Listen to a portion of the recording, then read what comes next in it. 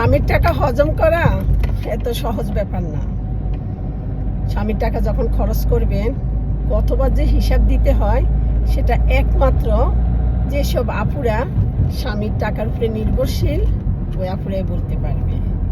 তাই বলবো আপুদেরকে চাকরি করুন, ব্যবসা করুন, আপনার দ্বারা যেটা সম্ভব সেটা করুন।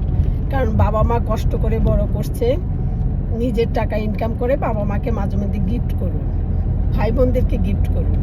কারণ স্বামীর টাকা থেকে গিফট করা যে কত কষ্টের সেটা যারা দেয় তারাই জানে। কারণ স্বামীর মন মেজাজ দেখতে হয়, স্বামীর মাসিক খরচ দেখতে হয়, কত কিছু পরে আবদার করতে হয় যে আমার মাকে এটা দিতে চাই, বাবাকে এটা দিতে চাই। উফ, অনেক খারাপ লাগে। এই যে কষ্ট হইলেও চাকরি করছি, মাস শেষে বেতন আসবে, ইচ্ছা মতন খরচ করবো, আলহামদুলিল্লাহ, কাউকে কোনো কফি